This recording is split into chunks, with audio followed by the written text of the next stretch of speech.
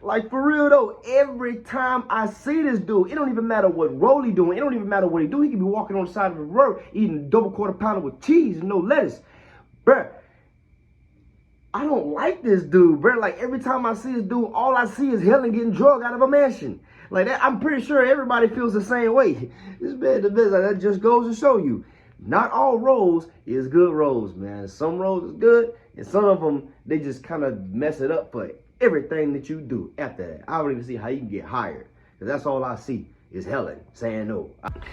What's good, y'all? So look, back at you again with another classic episode of Pick a Flick, and you already know what it is, man. But look, check this out. If there was ever a person that played one role and that one role destroyed it for every other role that they play, not even just every role, but made everybody just hate you just because of that one role that you played, it had to be Steve Harris, or better known as Charles from Diary of a Mad Black Woman.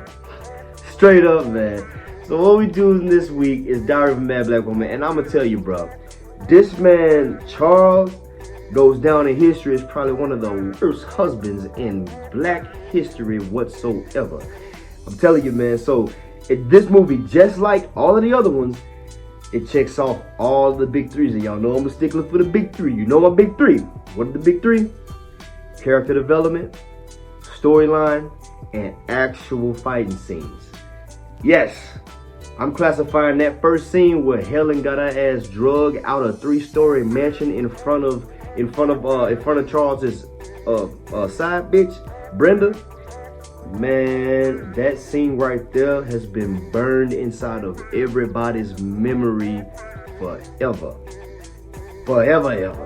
Like, that is the worst thing that you could have ever did to a woman, bro. Like, that was just so terrifying. And yeah, I'm classifying that as a fight scene. That was just horrible. But it made her a stronger person. Like, you know,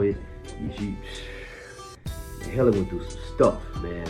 And see, the storyline of this movie was just impeccable. Like, as she's going through her different changes, she's journaling down how she feels. You know, she's journaling down everything. She's taking everything in, and she's documenting her changes and how she's growing and what she's feeling. You know, she goes through all the seven stages of grief, like all of that anger, denial, all of that. Let's rip it real good, rip it. Wait a minute, what's this gonna solve? Nothing, just gonna make you feel better. Rip it.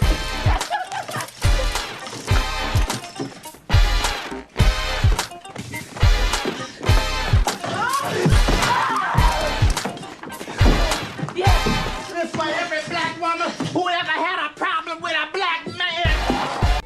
You know, but she definitely becomes a stronger woman over the course of this movie. And then that brings you to character development.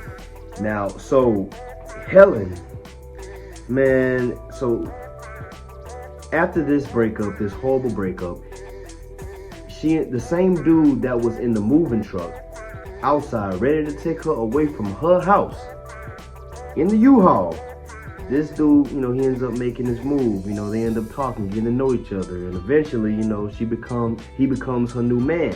So Helen, you know, she got a new job, you know, got a new hairstyle, got a new man. You know, she living her best life. You know, she getting it. She, you know, fuck y'all. She, you know, she's finally able to start smiling. You know, forget about all that stuff. But then Charles, he ends up getting shot in court by one of his clients. Client ended up being one of the dudes from back in the day that he used to run with. Shot him in the back. He paralyzed, waist down. He lose everything, man.